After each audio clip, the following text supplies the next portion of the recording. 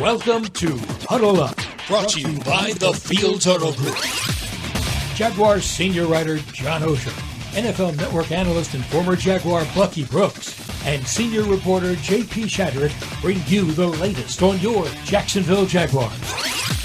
Huddle Up starts right now. Welcome into Huddle Up with Bucky Brooks. It has been a while on a Wednesday. It's a new year.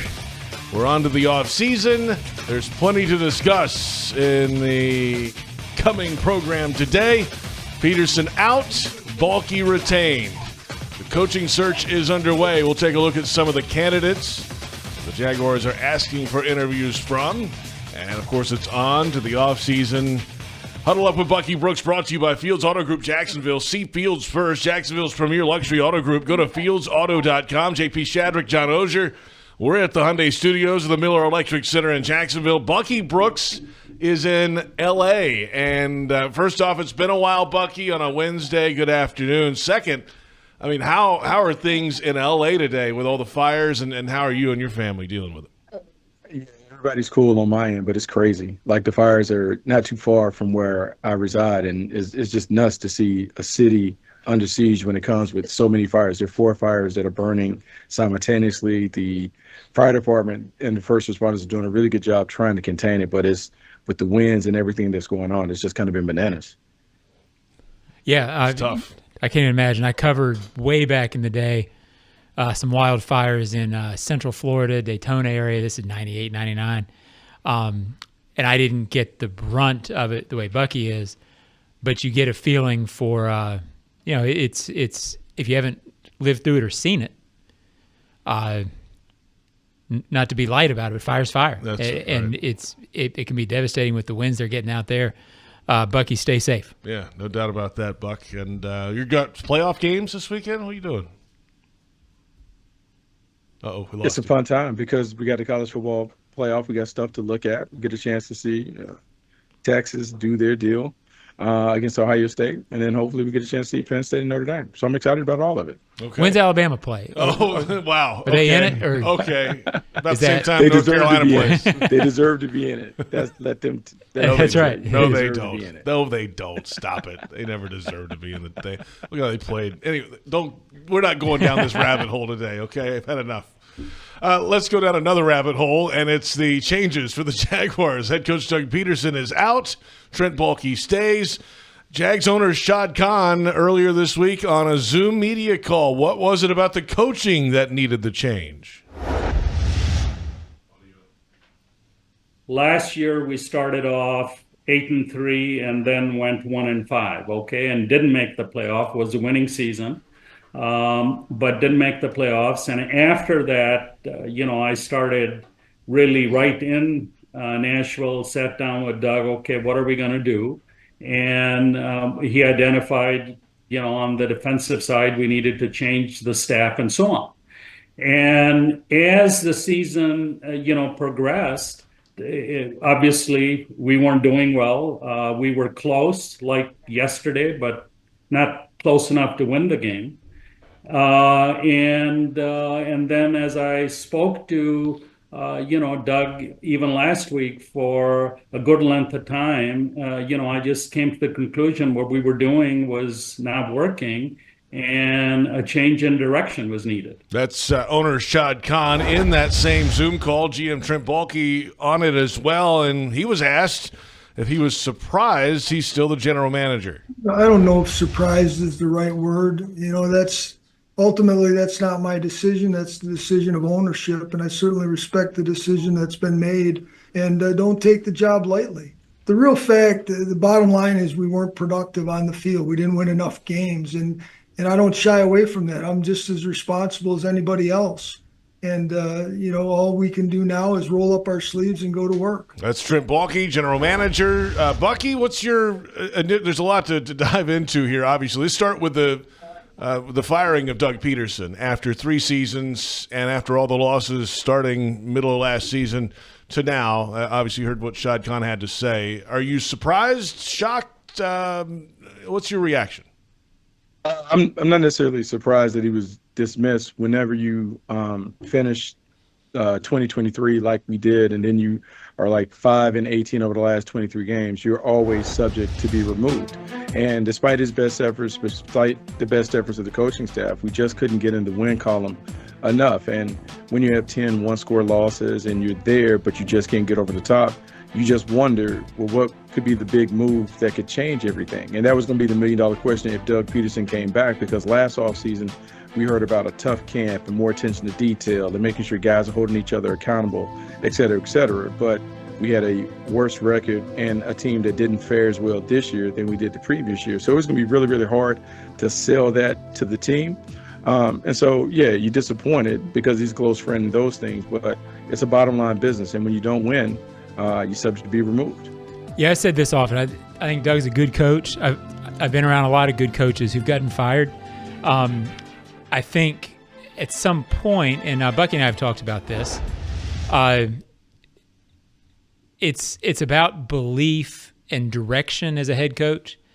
And I thought really starting about week 5 or 6 this year, I wondered if the way it was playing out, maybe not necessarily through the fault of the coach, but once you start losing like that, then your voice within the players, that belief and that direction, are they completely buying into what you're saying?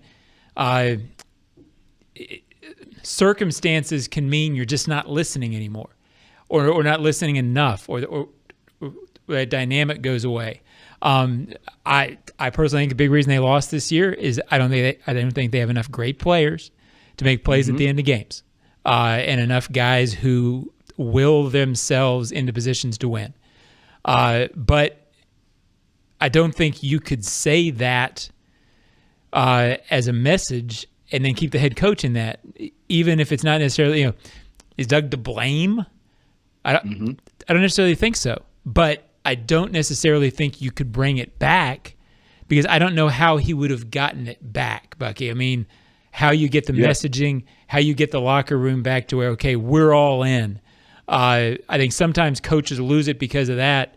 Doesn't mean you couldn't go somewhere else and do it, but I think it does mean you can't do it there.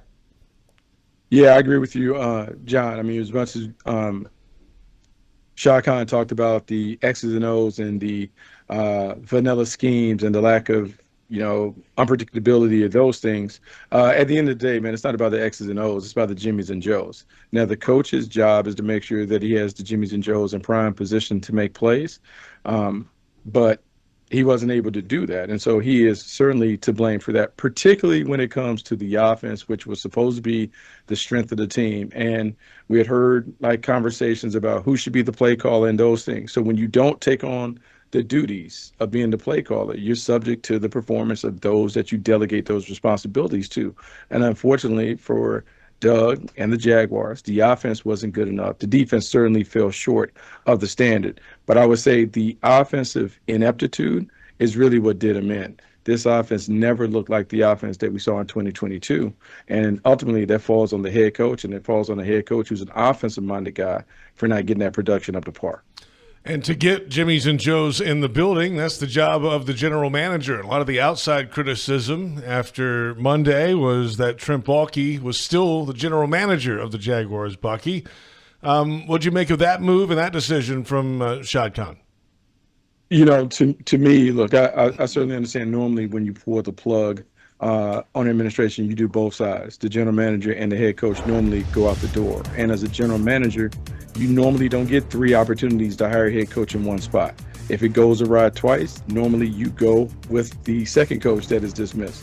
But Trent gets another opportunity. And part of the reason why he gets an opportunity, and I'm going to be frank, the emergence of Brian Thomas Jr. as a star, the recent play of Bretton Strange, what we saw from Tank Bigsby, Mason Smith coming on, I think you can make a reasonable case that maybe the talent isn't as bad as you would think. Even though we can talk about the free agent class being a failure, you can point to some good players, some good young players that kind of showed up and showed out. That might have been the saving grace, because the number 1 picks, even Trayvon Walker included, because the first round picks and even the second round picks had played at a level that was, we could call winning football, and some had played at almost like a star level, that might have been enough to make it where it wasn't unanimous or a consensus decision that you have to remove the general manager as well. Yeah, I think, too, Shad gave you a little insight into how he perceives the general manager role as a supportive role. And everybody in football is supporting the head coach. So I think he sees it as everybody collectively is making decisions on personnel, coaching included, and that Trent is supporting that vision. That's what I heard when Shad was talking about this.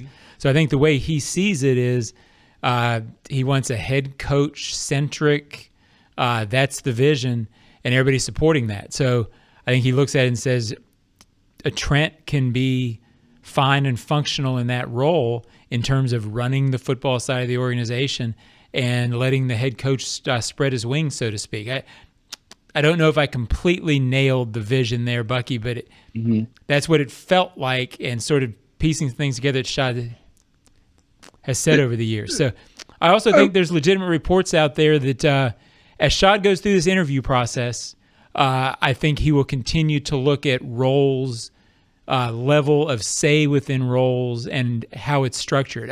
I don't necessarily think that everything is as clear-cut as people who are criticizing it want to believe. Yeah, and he said that almost as much, Bucky, toward the end of the press conference. If anybody has better structure ideas, basically all ears for the owner.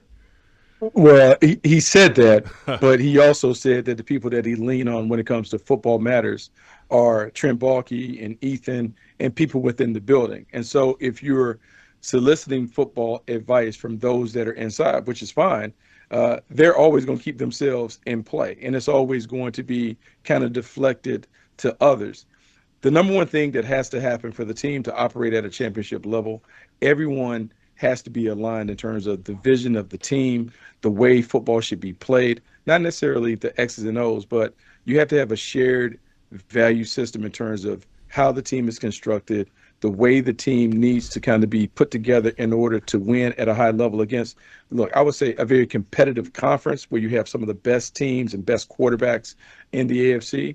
And you have to be convinced as you go through this process that the prospective head coach can get along with Trent Baalke and they see the game the same. Because if they don't see the game the same, they don't see how you evaluate players, how you bring players in and value certain characteristics, it will never work. And it doesn't matter who you come in, Chuck Noll, Tony Dungy, or whatever.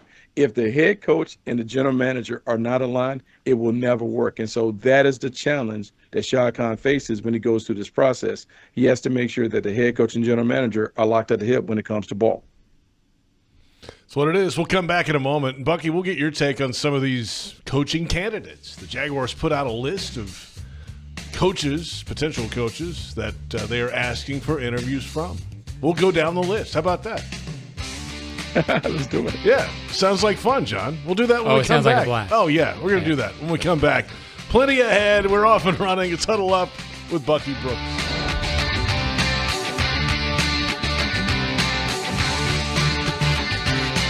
Hello, I'm Dan Fields, and we have some great news. Fields has the vehicle you want, in stock, priced right, and ready for delivery. Fields Auto Group is Jacksonville's luxury automotive destination for Cadillac, Jaguar, Land Rover, Lexus, Mercedes-Benz, and Porsche. Inventory is back and available for immediate delivery. And every Fields customer can take advantage of our Fields Amenities program with complimentary loaners, car washes, and our cafes. You deserve the best. Stop by today or go to fieldsauto.com. It's game time, Jaguars fans, and Publix knows that football is all about pairings. A high-scoring offense paired with a stingy defense. A rocket-armed QB paired with a dynamic wide receiver. And at Publix, you can pair hot deli chicken tenders with savory dips, delicious sub-platters with ice-cold beverages, and you can pair these tailgate essentials with an entire parking lot full of Jaguars fans chanting, Duval! Gear up for your tailgate at Publix, the official supermarket of the Jacksonville Jaguars. Football is back. Celebrate with a gay Duval meal deal. Score 2 roller grill favorites and a 20-ounce Coca-Cola soft drink for just $4.50. That means you can choose any 2 to pair with your Coke. 2 hot dogs, 2 tornadoes, 2 roller bites, or mix and match.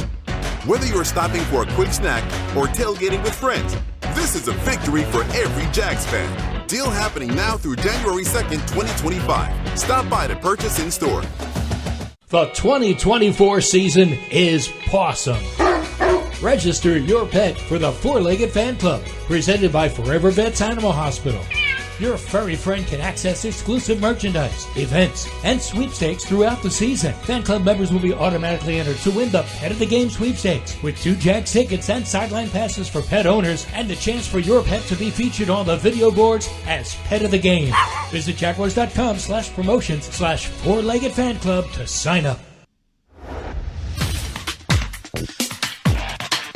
Obviously, it's unfortunate because at the end of the day, we all had a hand in this season and just how the way things have shaken out. I have a ton of respect for Doug. He's made me a better football player, a better man, and I think he's one of the better coaches to have coached in this league. And it's just unfortunate the way that things went. But obviously, the organization has to make a decision that they feel is best going forward. That's Christian Kirk, Jaguars wide receiver, in the locker room Monday after the end of the season, clean-out day Monday. We'll hear from Trevor Lawrence, Jaguars quarterback. He hasn't talked yet, and he's let's get John's microphone on. On Thursday. Yeah, he's coming up Thursday. He did not speak in the locker room on Monday. Did not. He didn't. Did not. He will speak on Thursday. So we'll hear from the quarterback and get his thoughts coming up tomorrow, Bucky, and that'll be interesting to see what he has to say about all the events that have happened the last few days and moving ahead now.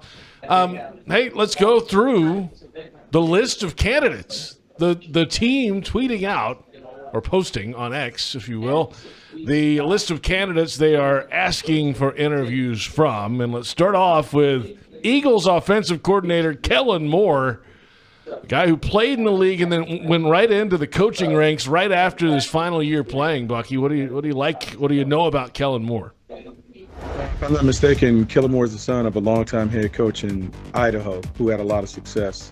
When he played at Boise State, I remember scouting him. He's a guy who's, at the time, the winningest quarterback in college football. So he's always been around winning. As a backup quarterback, he was able to take the lessons he learned from observing on the sideline to being a really good offensive coordinator in a few destinations. First in Dallas, he did a really good job with Dak Prescott, and then the work that he's done with Philadelphia.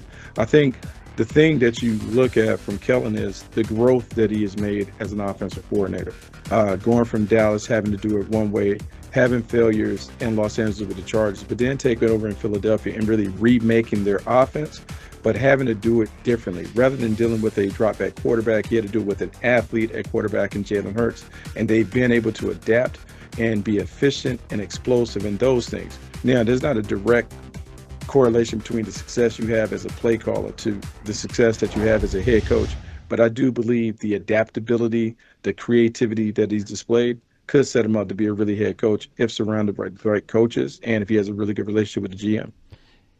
Yeah, I have no doubt he's going to be a head coach at some point. I don't know enough about Kellen Moore to know how he would be setting a culture. As an offensive play caller and as a concept on offense, he's clearly one of the best and has a bright future. I don't know. He doesn't feel like a favorite to me, but the key here also is I hope there's really not a favorite yet, because the best results that I've ever been around has been when the owner actually listens and tries to figure out, is this the guy the right fit? Or is this the guy who's the right fit without preconceived notions? So maybe Kellen Moore arises from the ashes. Maybe so. Todd Monken is in a good spot right now with the Baltimore Ravens, dialing it up for Lamar Jackson and Derrick Henry. Second year as the Ravens offensive coordinator. He was the wide receivers coach here, 07 through 10, longtime college assistant, Bucky, a bunch of different places, OC in the NFL, with Tampa, with Cleveland, back to Georgia for some good years as the OC for the Bulldogs. But what do you know about Monken here? He's been all over the place. He has been all over the place. The good thing I would say is that he at least knows the environment that he would be stepping into in Jacksonville, having coached there. I would say he's been in an environment in Baltimore that is viewed as one of the best in the business. Oh, we lost Bucky. We'll get Bucky back in just a moment. I was not around when Todd was here. I have been around people who were around Todd when he was here. He reminds me a little bit of a guy that I just also barely missed in Indy, Bruce Arians. Been around a long time. Hasn't ever gotten a shot at an NFL job. Sometimes those guys at that point are ready for it. They've seen it. They know enough to know what they don't know at that age. I like him because he's the one candidate in the pool that's older than the ozone, which is getting rare at this point, JP, because I'm getting up there.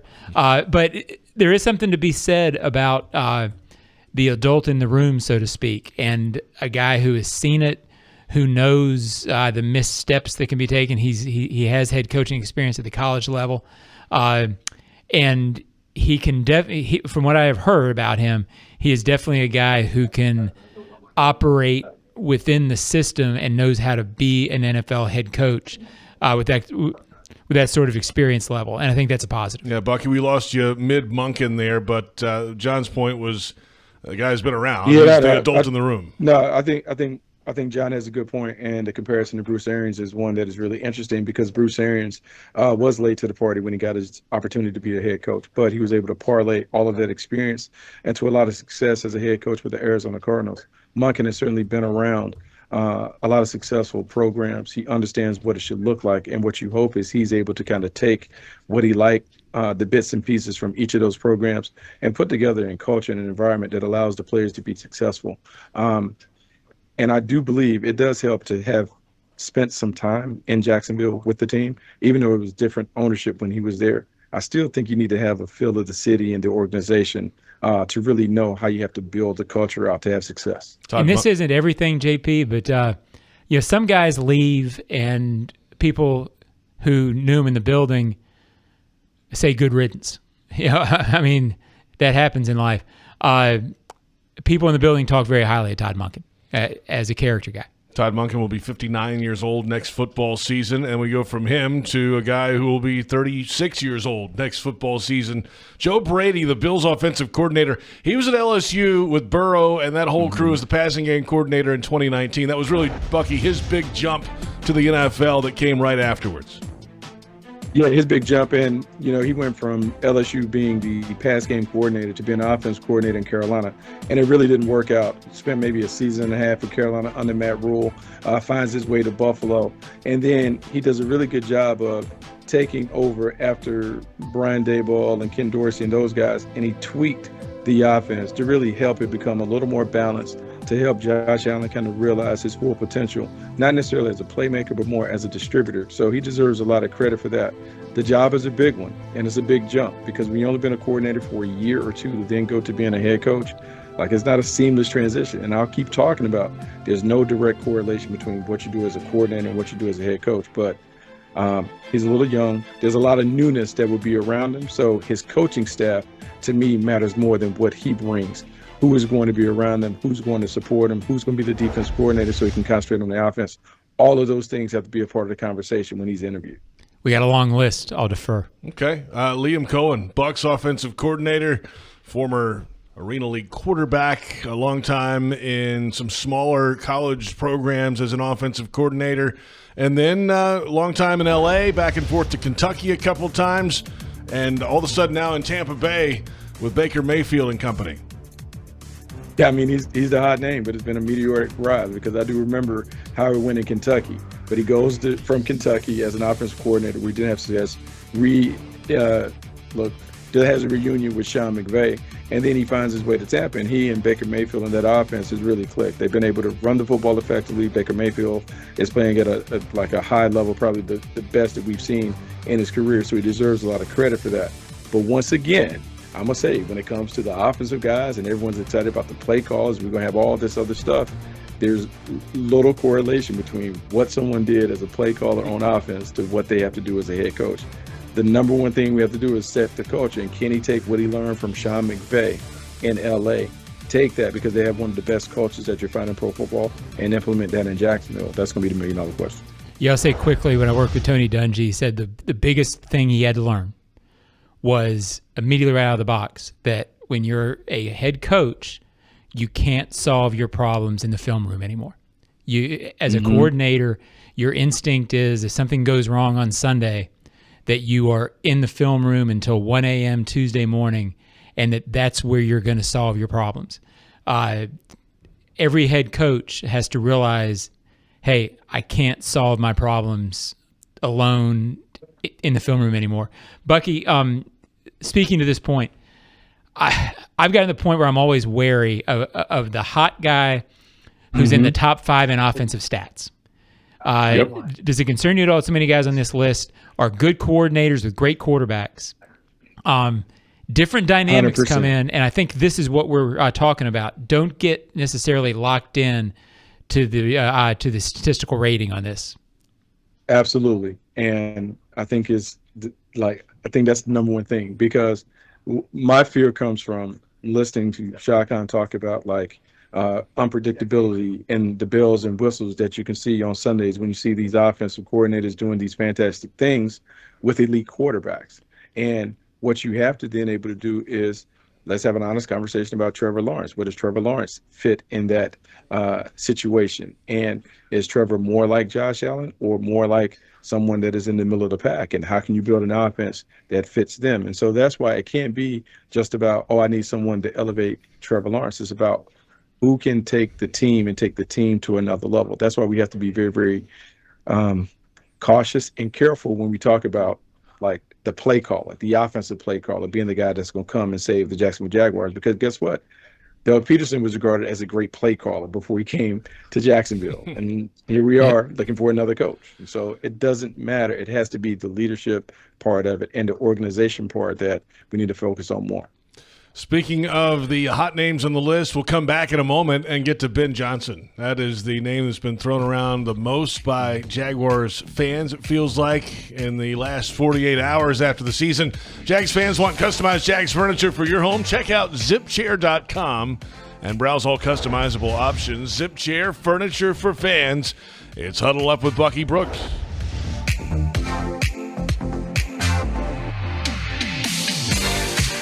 Hello, I'm Dan Fields, and we have some great news. Fields has the vehicle you want, in stock, priced right, and ready for delivery. Fields Auto Group is Jacksonville's luxury automotive destination for Cadillac, Jaguar, Land Rover, Lexus, Mercedes-Benz, and Porsche.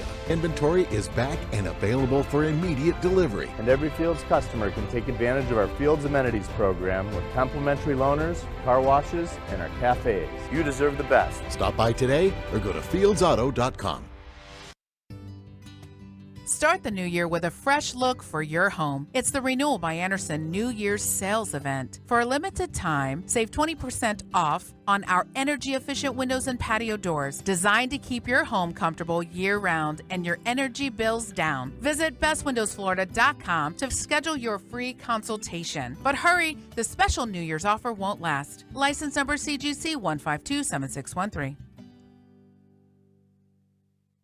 Looking for the perfect place to host a business trip, corporate group, or social gathering? Look no further than the award-winning Sheraton Jacksonville Hotel, proudly part of the Marriott family of hotels. Centrally located next to the St. John's Town Center off Gate Parkway in JTB, they offer everything you need, whether you're hosting a meeting or just unwinding with friends at the BC Grill and Patio. Discover unmatched comfort and convenience. Visit SheratonJacksonville.com for exclusive game day special rates and book your stay today. Listen up. Just like football, timing is everything. Only water your lawn when necessary. And always check the weather before turning on those sprinklers. Save water, save money, and score big. It's a win-win. Whether you're on the field or at home, we're all on the same team. Florida's water. It's worth saving. This message brought to you by the St. Johns River Water Management District. Visit sjrwmd.com for more information. It's definitely something that me personally I don't want to hear. Doug, I think he's a great coach. He's done some great things with his organization, and he's a great guy, great coach. Like I said, I wouldn't wish that on anyone, but it's life. We all faced with obstacles in life, and we just got to keep going. That's Trayvon Walker, Jaguars defensive end in the locker room Monday. Welcome back. It's Huddle Up with Bucky Brooks. First time we've had this show in a while. We've had New Year's Day was on a Wednesday. And it's in Bucky's Christmas. And it's in Bucky's contract that he cannot work on either holiday. I would have fired it up. I had things to say then. Just like I got things to say now, the players drive me nuts, man, with their commentary. Why? That is just all of it. Like just passing the buck. Everyone passes the buck. No one takes full accountability for the things that happen on the field. And so to me, that is a part that drives me crazy, because we can change the leadership, but if we don't have the right people, meaning the people that really love ball, care about ball, their attitude and effort is always right when they take the field, it will never change. And I think as we're doing this deep dive and kind of a rebuild, I think that also has to be a part of the equation. Do you have the right people in the building? Do you have the right players in the building? Not from a talent standpoint, but from a mentality. Do we have the right team to accomplish what we say that we want to accomplish as a franchise? Yeah, I think if you go back and listen to Trayvon, Bucky, maybe it wasn't in that clip, but I think you would like what you heard on Monday. No, it's not so much him. Right, but he basically said exactly what you're saying, that they need guys. That there was a little while during the season where he wondered if everybody was as all in as they needed to be during the 6-7 game losing streak, and he talked about the need to have that, and to just not. I mean, I'm paraphrasing poorly, but the gist was not accepting that as a team, and I think to me, I would love next season for Trayvon to be more vocal in that situation. Say, hey, I think he's still getting to a vocal leader stance. I think he's a leader inside. I think he's a guy of integrity on that front who brings the right ethic. And I would love to see him as the guy to step up next year and say, you know what? On a 2-game losing streak, that's it. It ends now. And so I they need more of that, and I think he can be that guy. I like him, and I will say this: like, one of the things in the scouting biz, like, you tend to lean to guys that come from winning programs that have played at a high level in college because they know what it looks like when it comes to winning. It doesn't guarantee that, but they understand how it should operate. They understand the structure, discipline, and attention to detail that's needed. But they also have typically been in an environment where players hold each other accountable. Because as much as we can talk about Doug and the coaches and they need to hold people accountable, all the reports that I read from Miami and Chicago and every team that loses, they all have the same stuff, right? The culture's not right. But ultimately, it's a players' league, and players have to police the other players. And so until we have that where it's confrontational, where you can confront and demand more from your teammates, it still won't necessarily be what it could be in Jacksonville. Yeah, Trayvon got to a level of that the other day that was encouraging to me, because he was basically saying what you're saying, Buck, that it needs to be more about, hey, we're not going to accept this. Not the coaches. Yep. It's not the coaches' team. It's the players' team.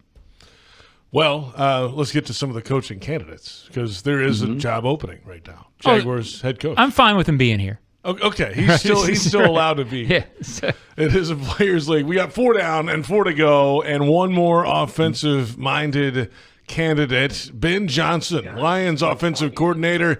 This is the hottest of hot names right now, Bucky, with his success in Detroit and him staying in Detroit last season to come back to the Lions this year as the OC. He's another guy that's in his 30s, young guy moving fast. Went to a great university, so he's been raised the right way, being a former Tar Heel.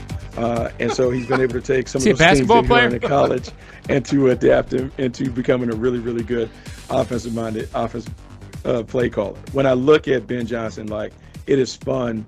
It is like going to an amusement park and watching all the fun things that the Lions do, right? The reverses, the trick plays, the misdirection, the deception, the way it's so explosive. But I would say with him, he deserves a lot of credit for taking over as the play caller and really helping Jared Goff go to another level. But I would say it's really important that you have to be able to give him the pieces to work with like Detroit has. And it started with that offensive line, and then it goes to the perimeter playmakers that they have around the quarterback that allows him to do all the fun stuff that we see. I'm with Bucky. I love his approach. I love everything I have heard reading and talking to people about Ben Johnson. I think I assume Ben would say this as well.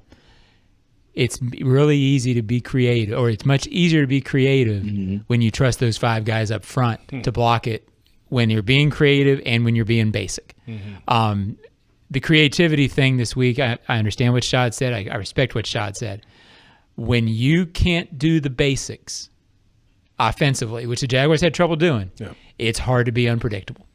We'll get back with Bucky in just a moment. Those are the first 5 we talked about, all offensive-minded candidates. The final 3 have a defensive background, and we stay with the Detroit Lions and Aaron Glenn, their defensive coordinator, who was a Jags cornerback in 2007. John, he played in 5 games that year, inactive for 11 games in the 2 playoff games that season.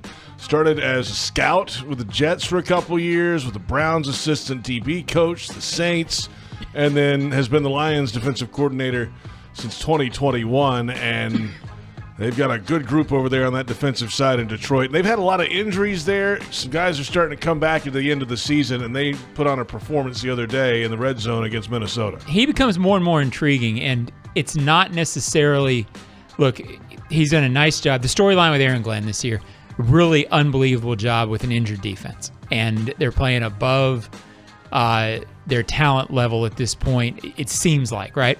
But I think the thing that intrigues me – I like the early 50s, been there before, meaning his age, been there before, is ready for the job in the same way that Monken is, meaning he's seen a lot. And generally speaking, there's something about those 50-year-old coaches, not necessarily trying to impress as many people as maybe a 35, 40-year-old coach who's still trying to show that they're geniuses, right? And I'm paraphrasing here, and I'm not discounting anybody who might get the job.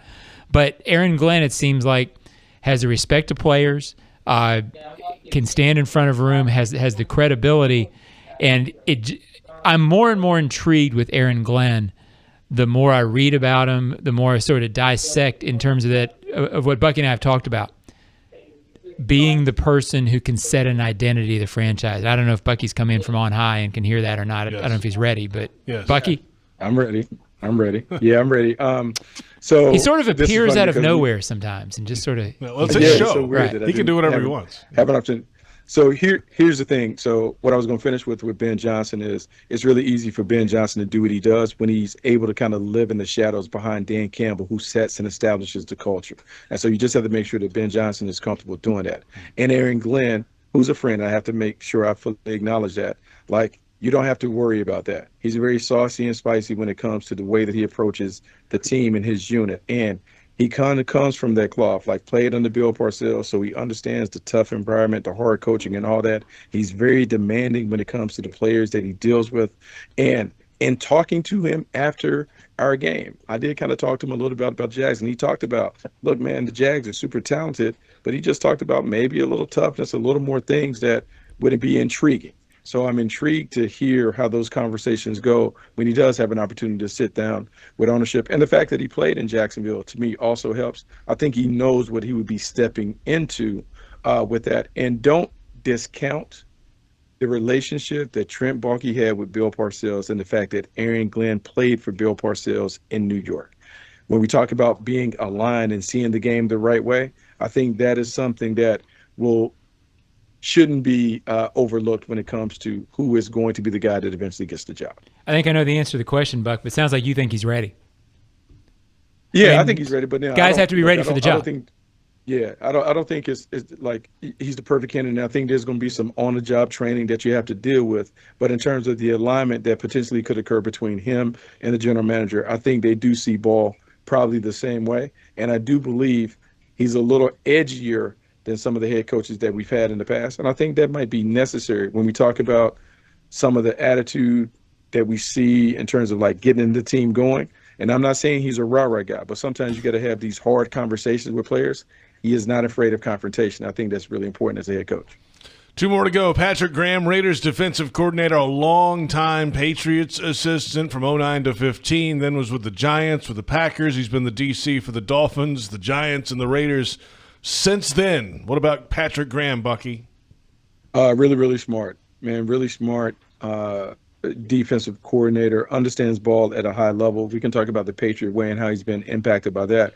But having watched him at a couple different programs, first with the Giants, then with the Raiders, he did a really, really good job in terms of taking, I would say, not the most talented squad, but elevating them and getting them to play at a high level. He is going to come with some really good ideas. He's going to come with an understanding of how. Nope, we lost Bucky Here's again. BB. We'll get back with Bucky again. I do not know as much about Patrick Graham as I know a lot about the candidates. So I'll defer and we can move on to Robert Saleh. Yeah, let's finish up with Robert Saleh. Guy we know well here. Of course, he was the linebackers coach here from 2014 to 16. Since then, the 49ers defensive coordinator and the Jets head coach since 2021. He got Aaron Rodgers, and he is out as the Jets head coach. He's actually with the Packers as an offensive consultant this year after he got whacked in New York. And Robert Saleh, a lot of people like the way he has gone up the ladder in the NFL. Yeah, I think I'd say Johnson, Glenn, and Saleh are the three that I sort of am most intrigued by. And I think Saleh I like because it feels like the Jets are a tough situation that he ran into. And he's still a young enough guy to very much relate to the players. I have zero doubt that he could come in and establish culture, learn from experience, be able to handle the head coaching stuff. Because as you and I have talked about before, JP, so much of the head coach is, okay, the first day on the job, I think Parcells has said it a lot. You realize at 8:30 on every morning, you're dealing with something that's not football. It's some crisis, something's crossing your desk that is not necessarily what people think about football. Saleh's ready for that part of it. So I think he would be a solid choice. It doesn't feel like he's the first choice because right now it just feels like the Johnson Glenn stuff is in the water. But I'd be fine with Robert Saleh. And Bucky, you're back with us now. I mean, Robert Saleh got fired after Aaron Rodgers threw 3 horrible picks in London. How's that work? Yeah, I mean, it's kind of crazy, but I will say all the things that John said are really intriguing because the culture and establishing what they were able to do, particularly on defense, you're intrigued by. The $1 million question, how are you going to handle the offense? Because the thing that really undermined his tenure in New York, he never could get the offense going. Went through a few offensive coordinators, couldn't figure it out. So who is going to be the person that comes and runs the offense and helps Trevor Lawrence go from good to great as a player? He has to have an answer and a plan for that because that would be the Achilles heel that you would kind of associate with Robert Saleh. As do all these defensive-minded coaches. Yeah, I mean, that's always the defense. If I'm Saleh, my guess is part of the conversation is, well, you know what, first couple of years, quarterback issues, to say the least, and then the Rodgers thing. I think it's probably more of an undecided than a failure. You can make the argument they really had a chance to get going offensively with that. Yeah. That would be really the argument if it happens. And they spiraled even worse when he was gone and was fired the rest of the season in New York too. So there you have it. The 8 candidates as listed by the Jaguars X account. We're back in a moment. We'll take a look at the playoff schedule and wrap it up for the season. This is the first show in 3 weeks, and it's the last show until after the Super Bowl. And this is Huddle Up with Bucky Brooks.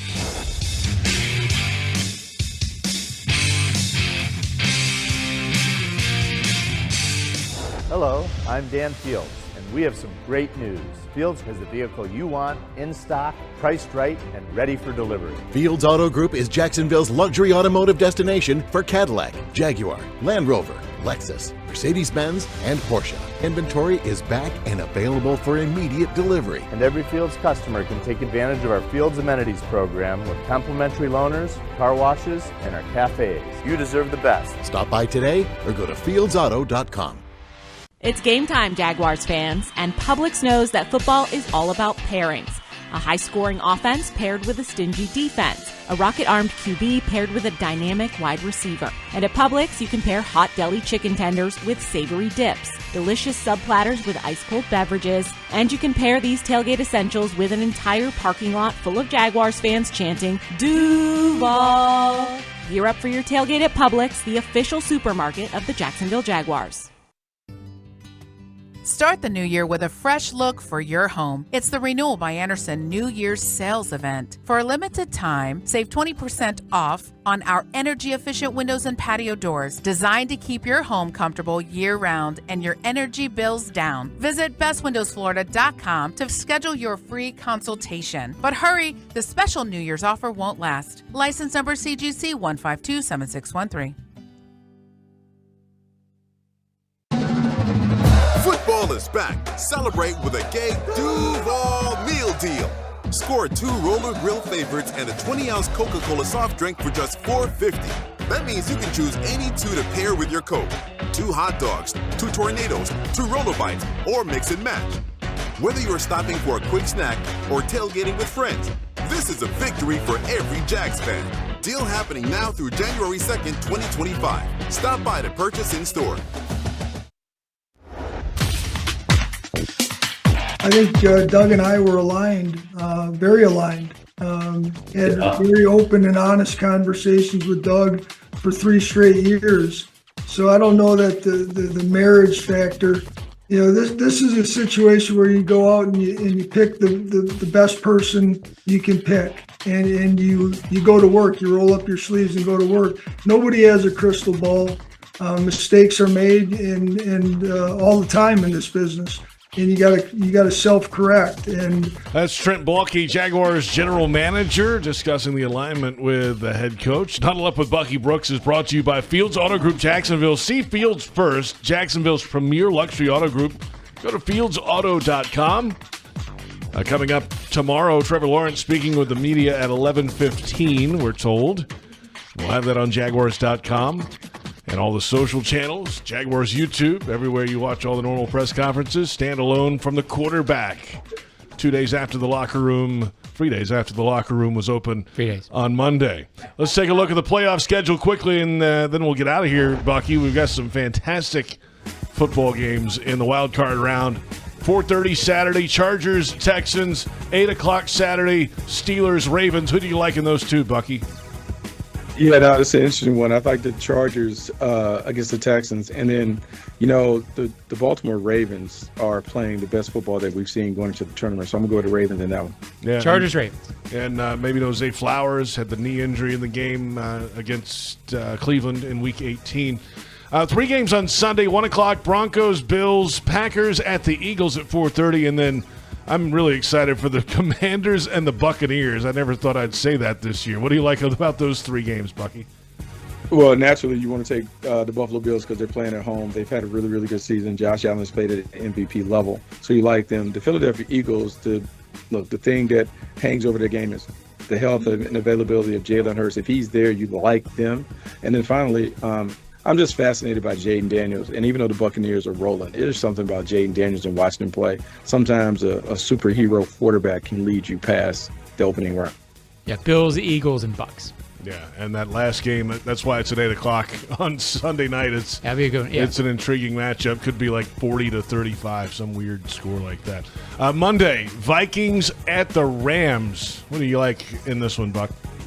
Normally I would take the Vikings in this just because Kevin O'Connor and Brian Flores, that combination of stuff. But there's going to be kind of a rallying or kind of like a galvanizing theme that attacks, that it hangs with LA. So look for the Rams to play at a high level because with all the fires and all that other stuff, there's going to be some added energy in the building that could be enough to get them over the top. Yeah. One final thing. Conceptually speaking, Bucky, I hate the Monday night playoff game. What are you talking about? Well, look, play the playoffs on the weekend. Monday night, you're short rest. I don't like the Monday wild card game.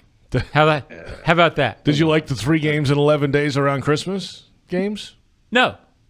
Of course you like Sunday 1 o'clock. No. Sunday 1 o'clock. I'm fine with primetime 18 stuff. weeks. And Monday in the playoffs, it's an inherent disadvantage the next week you're playing. I don't think it's fair. I don't like it. Bucky, I don't like it. How about that? How about that? Man, the old man, get off my lawn. Get off my lawn. Just everything. You want everyone playing at 1 o'clock. All the games at 1 o'clock. Every 1 o'clock and 4 o'clock. And you know what? Go back to 6 divisions, 14 games, and 2 rounds of the playoffs while you're at it. 3 division champions and a wild card, just like 1974. Oh, my God.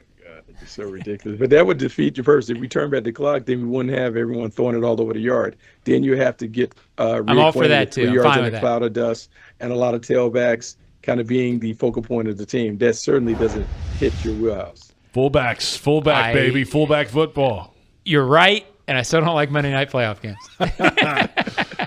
Well, this is our first show in 3 weeks, but it's our last show until after the Super Bowl. We'll come back with podcast versions only after then. Bucky, it's been a pleasure all season long. Good luck with everything going on in L.A., man.